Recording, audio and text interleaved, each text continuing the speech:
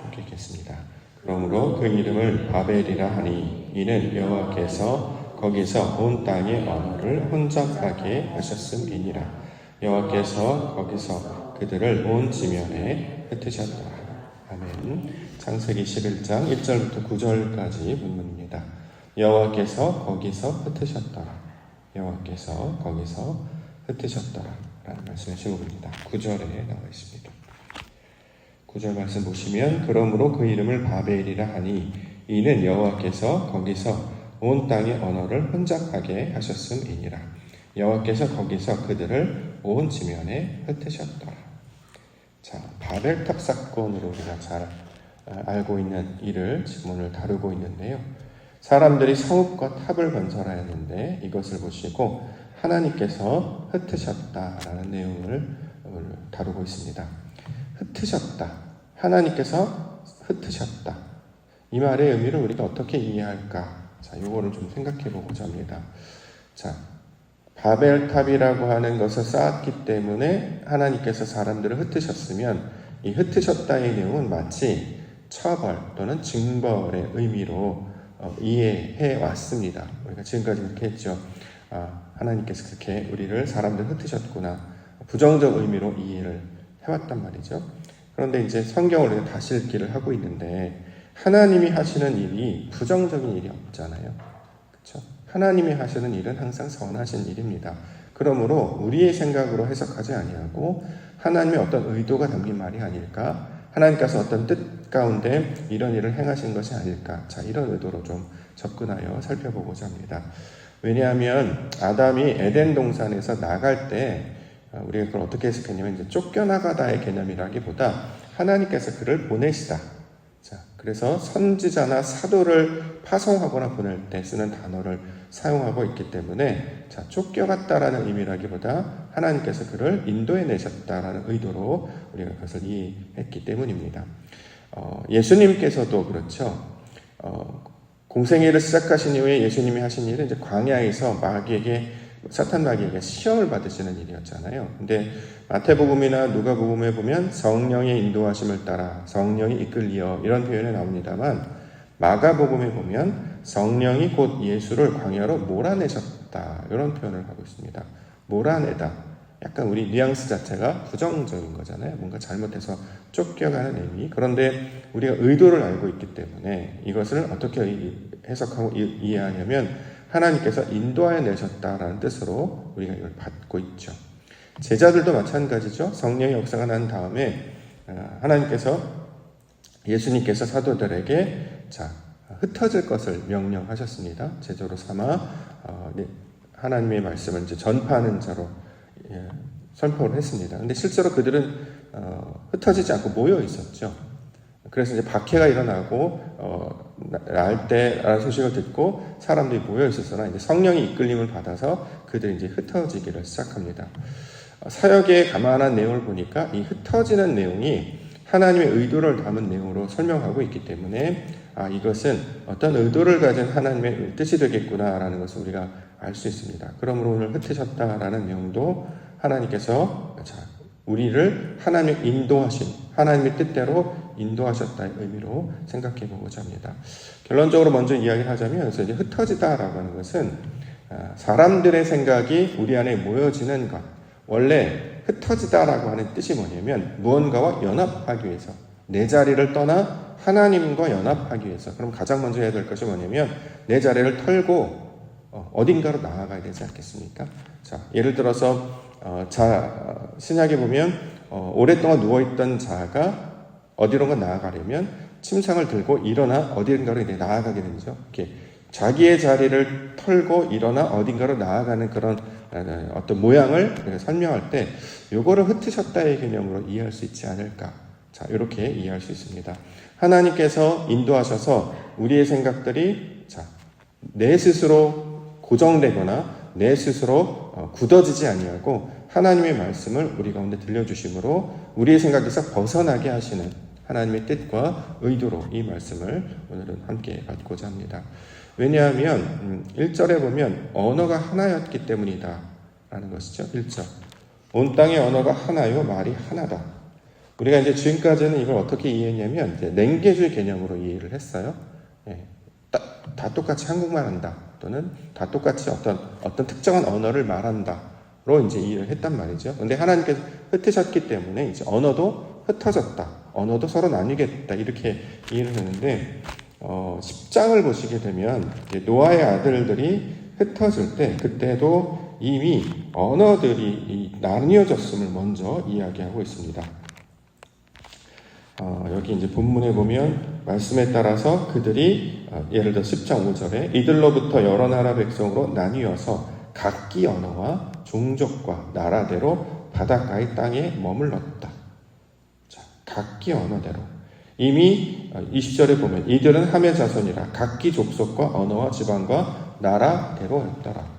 이미 언어는 다양하게 있었다라는 이야기를 뉘앙스로 알고 있었단 말이죠. 근데 갑자기 11장에는 하나다라고 이야기하면 나뉘어졌던 언어가 다시 모였다는 뜻인가? 자, 이런 의도 우리가 언어가 서로 부딪힌단 말이죠. 여기서 이제 언어가 하나였다라고 하는 말은 이제 우리가 하나의 개념을 이해를 하고 있으면 어떤 의도겠구나라는 걸 알 수 있습니다. 무슨 뜻이냐면 성경에서 말하는 하나는 똑같다라는 의미가 더 강하게 어떤 숫자적인 순서를 나타내긴다기보다는 같다라는 것인데 여기서 이제 같다라고 할 때 무엇과 같으냐라는 거죠. 하나님께서 하나, 무언가 똑같다, 같다. 원래는 의도가 뭐냐면 하나님과 똑같을 때 하나님이 원하시는 그 의도와 방향으로 맞춰지며 나아갈 때 이걸 같다라고 이야기하고 이걸 하나의 개념으로 설명을 하고 있단 말이죠. 그렇기 때문에 오늘 보면 온 땅의 언어가 하나요, 말이 하나다. 그들이 사용하는 랭귀지나 그들이 사용하는 방언은 서로 다르다 할지라도 그 말의 방향성이 무엇과 같다냐면 하나님이 의도하시는 그 방향대로 그 모양과 뜻대로 같다라는 말로 우리가 이해해 보고자 합니다. 이걸 이제 다른 말로 하면 이제 동행이라는 의도로 이해할 수 있죠. 원래 하나님께서 우리를 부르신 이유는 하나님과 동행하게 하시기 위하여, 우리와 함께 하시기 위하여 나아갔단 말이죠. 그러면 우리가 뜻하고 우리가 말하는 것도 그의 생각과 그의 모양과 똑같아야 되잖아요. 그것이 아버지와 아들의 개념이었죠.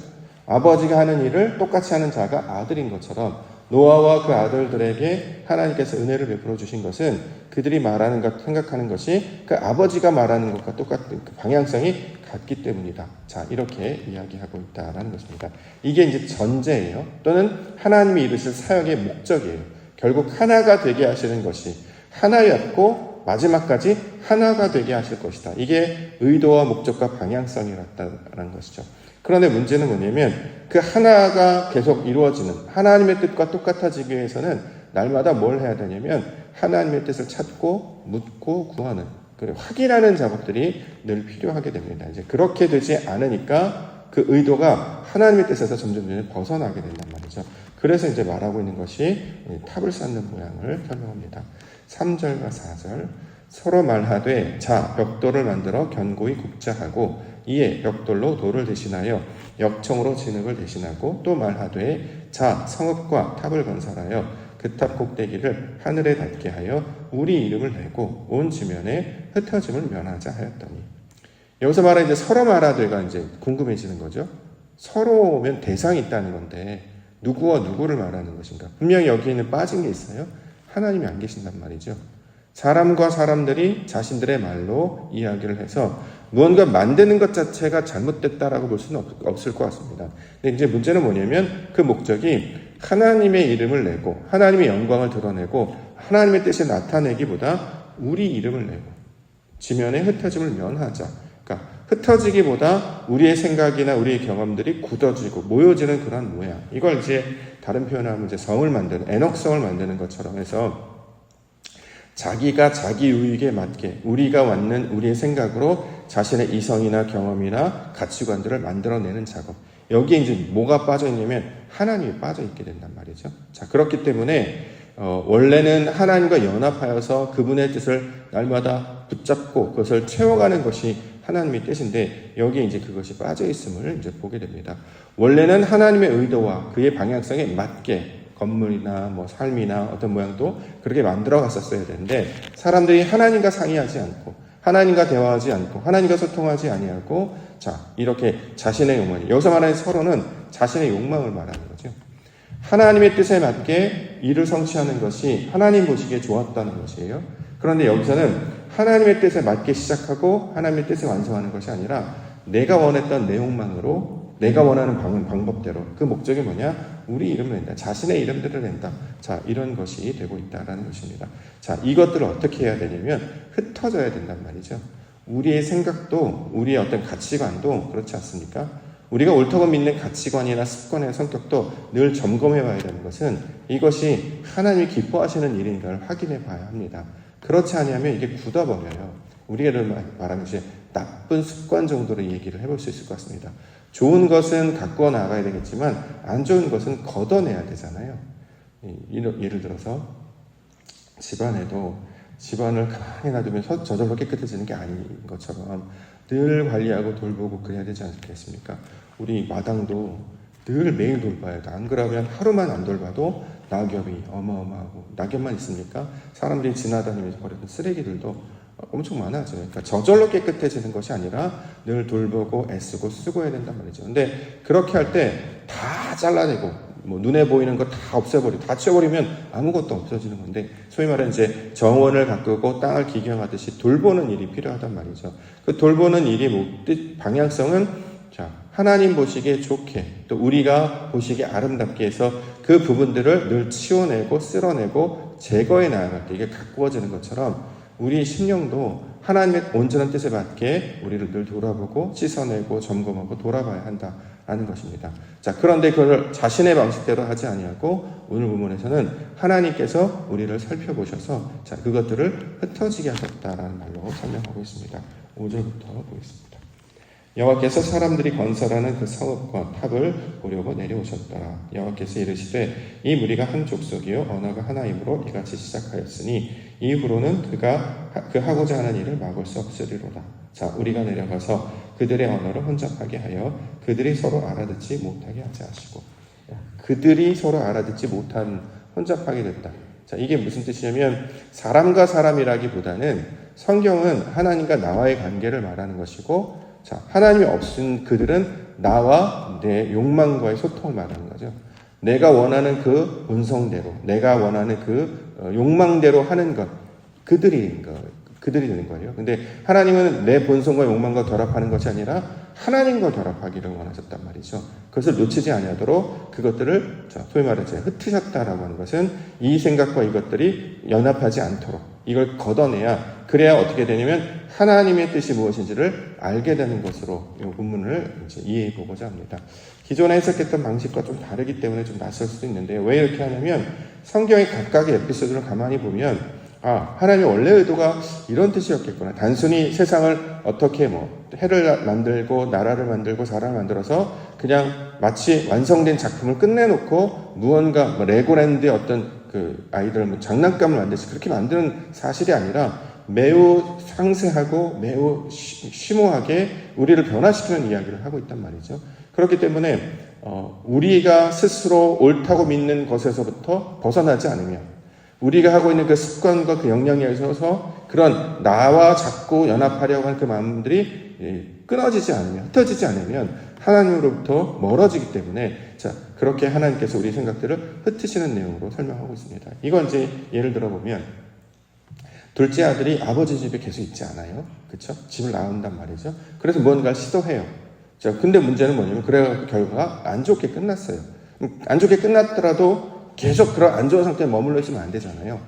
이게 잘못됐구나, 이게 틀렸구나, 내가 원래 생각했던 방향과 의도가 맞지 않구나, 그럼 거기서 또 생각이 벗어나야 된단 말이죠. 그랬더니 어떻게 되냐, 그가 마음을 돌이켜서 아버지 집으로 돌아오게 되는 것. 그래서 항상 우리가 날마다 있는 것, 옛사람, 육신의 것은 늘 후패하고 낡아지는 것임을 깨닫고 여기서 벗어나야 더 선한 것, 하나님의 것이 있구나라는 것을 알게 된다라는 것입니다. 그래서 오늘 본문은 단순히 바벨탑 사건으로 그들이 잘못한 일에 대한 징벌로 그들을 흩으셨다, 뿔뿔이 흩으시고 서로 알아듣지 못하더라, 이런 1차원적인 어떤 해석 방법이 아니라 우리가 원래 고집하고자 하는 그 생각들, 그 가치관들, 내 욕망대로 하고자 하는 그런 것들, 그걸 누가 우리로 벗어나게 하시냐면 하나님께서 하신다. 지금 그 이야기를 우리 가운데 설명하고 있기 때문에 그 의도로 받고자 합니다. 그렇지 않으면 우리는 절대 가던 길을 돌이키지 못해요. 우리를 스스로 제어할 수 있는 힘이 우리에게는 없단 말이죠. 그래서 이미 이것이 잘못됐다 그러면 돌이키면 좋은데 우리 그렇잖아요. 에휴, 이왕 이렇게 있는 거 계속 가야지. 마음을 돌이키지 않아요. 나는 원래 이런 사람이야. 나는 원래 그렇게 살았어. 돌이키지 않아요. 그러니까 새로운 일이 우리 안에 나타나지 않게 된다라는 것이죠. 걸음 나아가다가 또는 생각이나 판단을 하다가 이것이 하나님의 뜻인가 아닌가 늘 생각해보고 이게 아니라면 돌아와야 된단 말이죠. 그때 어떤 역사가 벌어지느냐, 내가 가지고 있던 자리, 내가 가지고 있는 성격, 내가 가지고 있는 생각, 내가 가지고 있는 그 고집들, 여기서부터 헤어지는 연습, 그 흩어지는 역사가 나타나야 된다라는 것입니다. 자, 그것을 오늘 본문에서 여호와께서 강림하셔서 그것들을 보게 하시고 이것을 흩어내셨다. 그러므로 이 흩어지는 사건은 은혜가 되는 거죠. 하나님께서 그걸 흩으시지 않으면 내가 가지고 있던 내가 붙잡고 있던 그 욕망, 그 나쁜 습관, 그 고집스러운 그 마음을 흩어버리지 않으면 나는 계속 그렇게 무너진 자로 있을 수밖에 없고 그렇게 고립된 자로 살 수밖에 없다라는 것입니다. 그래서 오늘 본문은 하나님께서 우리를 흩으셨다는 그 말을 부정적 의미가 아니라 그렇게 벗어나게 하시는구나. 자리를 털고 일어나게 하시는구나. 잠자는 자를 깨우고 그렇죠? 또 죽은 자를 일으키시고 황폐한 땅을 기경하여서 우리를 회복시키는 그 하나님이 하시는 구원의 사역으로 오늘 본문의 내용들을 이해해보고자 합니다. 그렇게 될 때 하나님께서 인도하시는 모든 것은 선한 것이 될 것이고 마침내 우리에게 아름다운 선한 열매를 맺는 하나님의 구원의 사역이 되는 줄 믿습니다. 혹여 우리가 아직까지 잘못 붙잡고 있다는 것이 있다면 벗어나게 하옵소서. 하나님께서 원하시는 이것이 나의 욕망과 사로잡혀서 그것과 결합하는 것이 아니라 하나님께서 기뻐하시는 그것을 찾아 구함으로 말미암아 주님께서 기뻐하시는 그 이름을 하나님의 이름과 영광을 나타내는 주의 사역이 되게 하여 주시옵소서. 이것을 우리가 깨닫는 기도 시간이 되기를 원합니다. 하나님 찾아오셔서 우리를 보시고 우리를 인도하실 때 아멘으로 순종하시며 주의 구원의 길을 함께 동행하며 나아가시는 성도님들 되시기를 주님의 이름으로 간절히 축원합니다. 기도하겠습니다.